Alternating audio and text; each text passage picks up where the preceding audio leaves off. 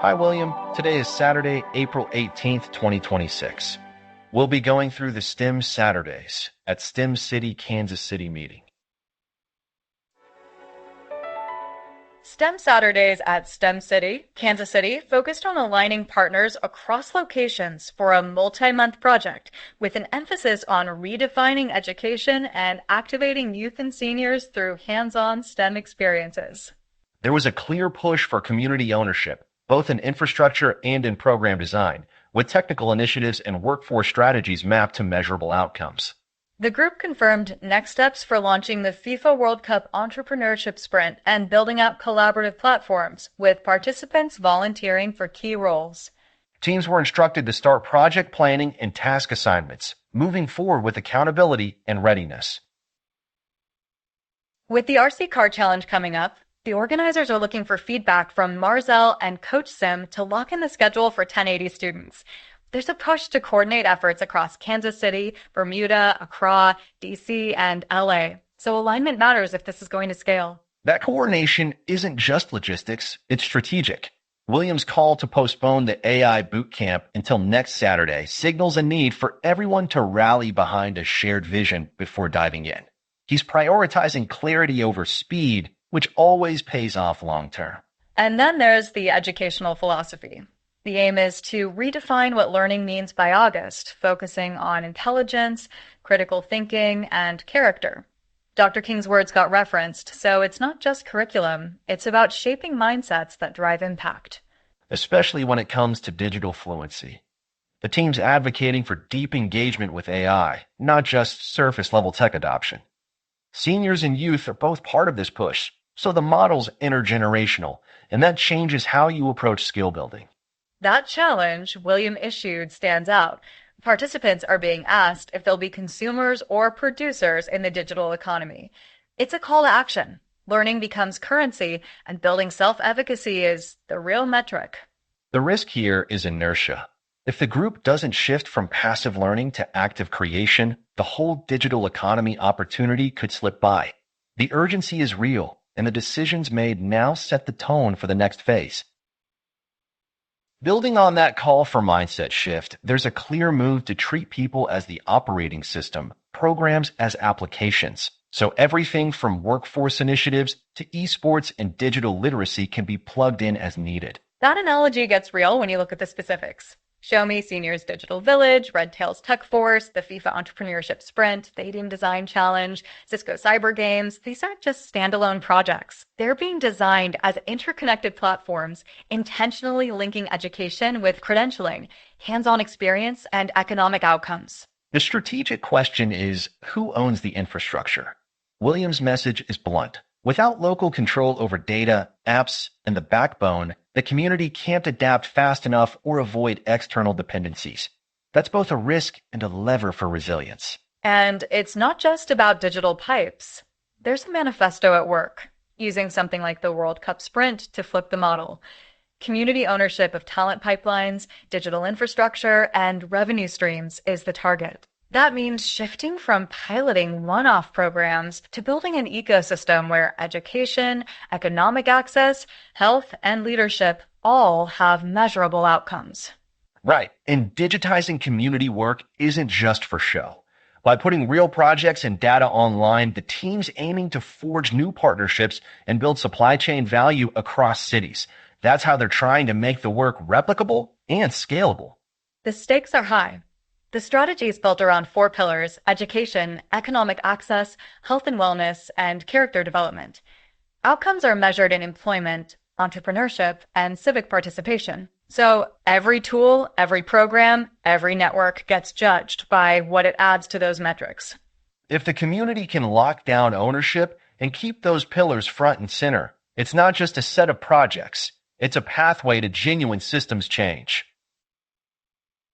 Having mapped out the big picture on ownership and systems change, the next step is locking down control over the data itself. There's talk about building local, community-owned data centers, so we're not just relying on outside networks. That's huge. Community data centers shift the power dynamic. It's about securing voice, video, and all those digital assets. The risk?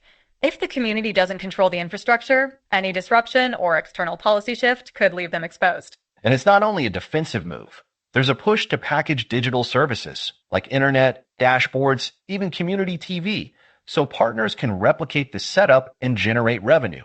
That's a business lever, not just a technical fix. Right. And bundling those services isn't just about monetization. It means partners have a template they can adapt and the whole ecosystem gets more resilient. But it'll need alignment on standards, some upfront investment, and clarity on who handles the operational risks. The decision point is clear. If they want agility and real-time adaptation, ownership of data and services isn't optional. It's a critical move for both security and long-term sustainability. And as past resistance shows, getting buy-in for this kind of shift takes trust and education. The team's got to make the case that local control isn't just safer, it's a foundation for growth. Let's get into the mechanics of the entrepreneurship sprint they're rolling out for the World Cup window. This isn't a test run. It's a live deployment, pulling in youth, seniors, interns, and volunteers to run the show in real time. Exactly. So the move here is from classroom theory straight to commercial reality. Participants are onboarding, handling point of sale, managing inventory, and fielding customer support, all while the World Cup's happening. It's a full stack experience, not a sandbox. That raises the stakes on both skill development and execution. They're structuring it in 3 phases: foundation and marketing up front, then deployment and distribution, and finally full operations and support. The clock's ticking from April through July. And there's more to it. Host cities like Seattle and Accra are plugging in as active partners. It's not just about local activation, it's about setting up a backend that can serve wholesale distributors during a global event. That shifts the playbook from pilot to scalable model. The big takeaway? Participants don't just walk away with a certificate. They're earning revenue, building infrastructure, and learning how to take an idea to market. There's a direct line from engagement to economic output. What really matters here is the hands-on exposure. They're not watching, they're doing. And by running the operation live, the team's stress testing both the model and the talent pipeline they've been building. If this works, it's a blueprint for how to turn global events into pathways for local economic growth and a real test of the system's resilience under pressure. After the sprint mechanics, the focus shifts to how aSTEAM Village and its partners are positioning themselves as platforms for workforce readiness and scalable infrastructure. That's a direct extension of the sprint's live deployment. Now it's about building a system that turns global events into local opportunity. The integration piece is key. The initiative's not just plugging in new programs. It's about making sure every partner, from seniors to youth, can contribute and scale together. There's real emphasis on forming habits and mindsets that drive collaborative work, setting up a workforce that's both intergenerational and adaptable. That mindset shift gets tested when you look at the feedback. Andrew Williams Jr. is committing to share free services with youth worldwide. Matt Fox highlighting the need to break down silos, pointing out that collaborative intelligence could save up to 60% in operational costs and open doors to $1 trillion market. Those are strategic signals. Derell appreciated the global framing and collaborative process, and the Kansas City team confirmed they're ready to implement, volunteering for accountability and educational roles. Tony Kelly flagged the need for more urban representation, volunteering from the Nuclear Security Campus. On top of that, Ms. Doyle and Ms. Crawford, both retired educators, joined for accountability and education committees, pending scheduling. There's momentum, but also clarity on next steps. NSBE Junior Group and parents are ready to move forward, and Devontae and Zaire are set to engage with the coursework and project work. The closing directive is straightforward. Start work on Gantt charts and project tasks, and lock in rules for accountability. The instruction is clear. Teams are expected to take ownership, drive implementation, and make sure every commitment translates into measurable progress. That's all for now. Thanks for tuning in. Take care and stay sharp.